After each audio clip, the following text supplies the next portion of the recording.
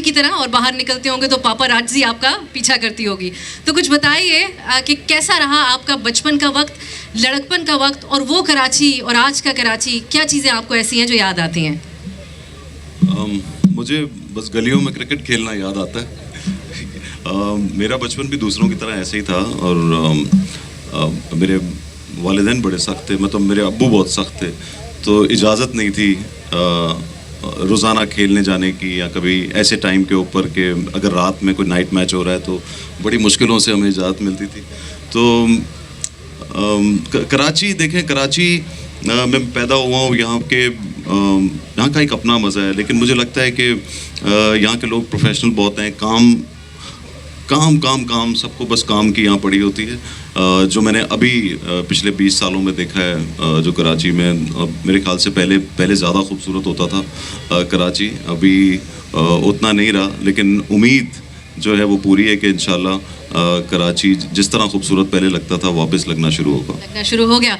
आसिम, आप के दोनों वालिदैन जिनका फ़न और आर्ट से ताल्लुक़ रहा, आपने इल्मी अदबी एतबार से भी बहुत सी एक्टिविटी देखी होगी बचपन से। आपकी वालदा इतनी बड़ी फ़नकार थीं, तो आपने यहाँ के वो आर्टिस्ट अपने आसपास देखे होंगे यकीनन अपने बचपन में।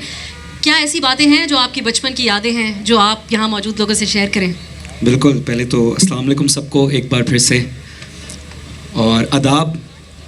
और मैं सबसे पहले तो शुक्रिया अदा करना चाहता हूँ कि हुमायूं भाई ने मुझे अपने साथ बैठने का इस स्टेज पे, ऑनेस्टली मैं ये हमारे मुल्क के दुनिया के हमारे बहुत बड़े सुपरस्टार हैं, and it's an honour for मी।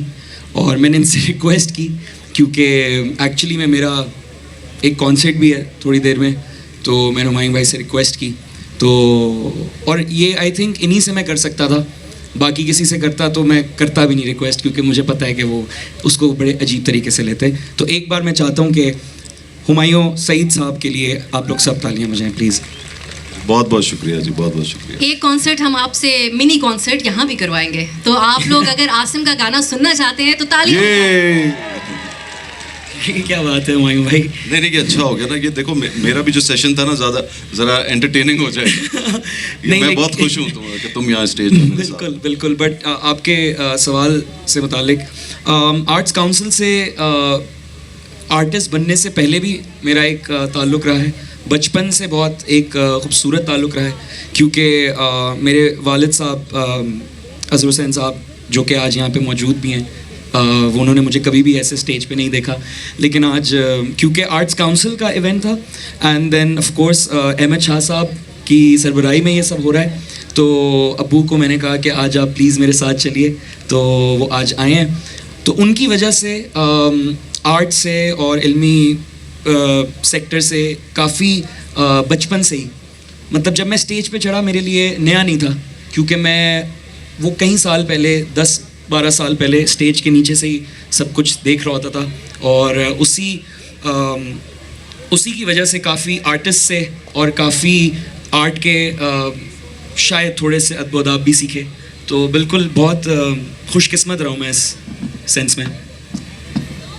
आप लोगों का जो रिस्पांस है वो मैं थोड़ा बेहतर एक्सपेक्ट कर रही थी, तो अब आप ये बताइए कि हम हुमायूं से मेरे पास तुम हो की बात करें, या इनका एक और प्रोजेक्ट जिसने दुनिया भर में पाकिस्तान का भी जिक्र हुआ, और वो है द क्राउन, और उसमें लेडी डायना, जिनको कोई नहीं ऐसा शख्स होगा जो ना जानता हो, उनके लव इंटरेस्ट डॉक्टर हसनात का किरदार अदा किया इन्होंने, तो अपना लोहा मनवाया उसमें भी। हुमायूं, आप हमें दोनों में से किसकी बात की जाए, मेरे पास तुम हो की बात करें, क्राउन की बात करें? ओके, क्राउन की बात करते हैं। हुमायूं, ये बताइए कि आपने द क्राउन एक ऐसा प्रोजेक्ट है, दुनिया भर की उस पर नज़रें नहीं और पूरी दुनिया में बहुत हिट हुआ, उसमें जब आपको हमने डॉक्टर हसनात के तौर पे देखा तो थोड़ा आपने अपना हुलिया भी तब्दील किया था, एक सिंप्लिसिटी नज़र आई, कुछ शायद वेट भी पुट ऑन किया। क्या तकाजे थे उस रोल के, कैसे आप तक पहुँचा ये रोल? जी, मैं क्राउन का बहुत बड़ा फ़ैन था, मैंने सारे सीजन्स देखे हुए थे, और मैंने सोचा भी नहीं था कि कभी मुझे ये कैरेक्टर जो है वो आगे डॉक्टर हसनात का मुझे मिलेगा। बस मुझे एक कॉल आती है और मैं पहले उसको सीरियस लिया ही नहीं उस कॉल को, मैंने कहा ये पता नहीं कोई मुझसे शायद मजाक कर रहा है, लेकिन जब वो मेरी बात हुई तो मुझे पता चला कि उनको मुझ जैसा बंदा चाहिए।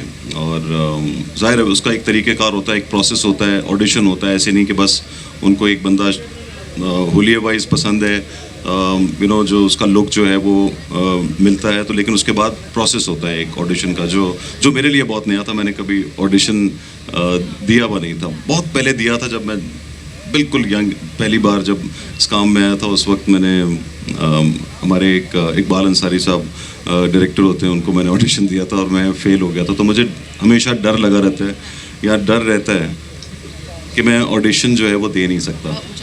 तो खैर मैंने ऑडिशन दिया, और ऑडिशन मैंने दिया, और मैं बीमार था, कोविड हुआ था मुझे। ये वो वाले दिन थे। खुद ही मुझे वो कैमरा रख के वो डायलॉग्स जो भी मेरे पास स्क्रिप्ट आया था वो मैंने बोल दिया, और उसके बाद फिर उनको वो अच्छा लग गया। फिर उसके बाद उन्होंने उस लड़की के साथ जो डायना का कैरेक्टर कर रही थी, उसके साथ फिर ऑनलाइन जो है वो ऑडिशन करवाया, और वो भी ठीक हो गया। और फिर उसके कुछ 15-20 दिन के बाद मैं समझा शायद उनको पसंद नहीं आया या कुछ ऐसे हो गया, लेकिन 15-20 दिन के बाद उन्होंने कहा कि आप सिलेक्शन हो गया। आई वॉज वेरी हैप्पी, और बहुत मज़ा आया। वो एक अलग ही दुनिया है। जिस डिटेल के साथ वो लोग काम करते हैं, वो उस तरह का काम अगर हमारे यहाँ होना शुरू हो जाए तो मैं बहुत खुश होऊंगा।